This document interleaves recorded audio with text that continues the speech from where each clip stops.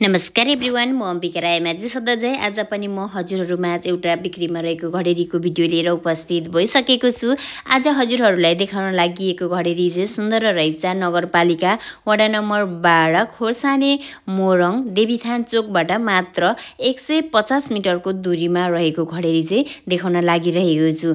हजुरहरूले देख्न सक्नुहुन्छ यहाँ अगाडि गाडी कुदिरहेको बाटो चाहिँ पूर्व पश्चिमको महेन्द्र राजमार्ग हो। यही महेन्द्र राजमार्गबाट मात्र 150 मिटर उत्तर आएपछि चाहिँ हजुरहरूले यो बिक्रीमा रहेको घडेरी देख्न सक्नुहुनेछ।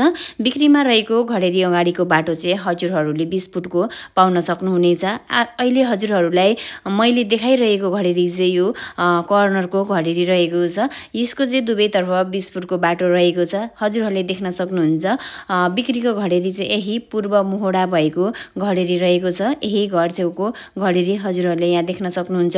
वरिपरि एकदमै बाक्लो बस्ती रहेको, एकदमै बस्नका लागि चाहिँ एकदमै उपयुक्त एरिया भएको घडेरी चाहिँ हजुरहरूलाई देखाउन लागिरहेको छु। यो घडेरीको क्षेत्रफल चाहिँ हजुरहरूले टोटल 12.5 धुर पाउन सक्नुहुनेछ भने घडेरीको मुख चाहिँ हजुरहरूले 46 फुट पाउन सक्नुहुनेछ।